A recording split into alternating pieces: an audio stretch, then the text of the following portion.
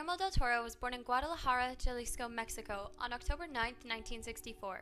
Growing up, he had a very keen interest in fantasy and drew monsters from his imagination, which got him exorcised twice by his Catholic grandmother, who was not fond of this, and was also required to mortify himself by placing bottle caps in his shoes as a form of punishment. At the age of 8, Del Toro was experimenting and making short films with his father's Super 8 camera. He went on to study special effects and makeup with special effects at the Centro de Investigación y Estudios Cinematográficos in Guadalajara. The first film I viewed by my director is Mimic, which is about a young entomologist trying to figure out how to stop a human-sized insect from terrorizing Manhattan. This is Del Toro's most resented project due to constant interference by the producers, and he admitted that this experience working on this film was worse than the time his father was kidnapped and held for 72 days. Pan's Labyrinth, perhaps Del Toro's greatest masterpiece to date, is about a young girl named Ophelia who moves across the country, is sought out by a faun in a labyrinth, and embarks on a quest to return to her father in the underworld. This film was written, directed, and produced by Del Toro, and was assisted in producing by one of his closest friends, Alfonso Cuarón, who was part of the Three Amigos along with Del Toro and Mexican director Alejandro González Iñárritu.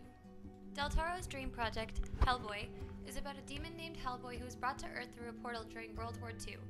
He grows to work for the Bureau of Paranormal Research and Defense, where he fights crime with fellow humanoids. Del Toro turned down the opportunity to direct Alien vs. Predator as well as Harry Potter and the Prisoner of Azkaban so he could work on Hellboy. His second most recent film, Pacific Rim, is a science fiction monster film about an ex-pilot and an untested trainee who must drive an old, obsolete robot in order to save the world from monsters coming out of the Pacific Ocean. A recurring motif throughout many of Del Toro's films are insects. Insects are most prevalent in his films Mimic and Pan's Labyrinth, either acting as a spiritual guide or the cause of total mayhem. In Mimic, the supposedly exterminated breed of insect roams the subways below Manhattan, terrorizing the citizens. In Pan's Labyrinth, a praying mantis-like insect follows Ophelia around until she discovers that it's a fairy and is led to the labyrinth where the faun awaits. The most notable part of a Del Toro film is his theme of reality and its contrast to fantasy. Reality is often very bleak and dreary in his works, and often done in a gloomy blue color filter. While exploring fantasy, one can see that it is much more lively and exciting, and is shot in an amber color filter. Pan's Labyrinth is a prime example of these differences, and it is very obvious to tell whether you are in the world of reality or fantasy. His stunning visuals seen through the settings and the characters adds to the experience of the diegesis of his films.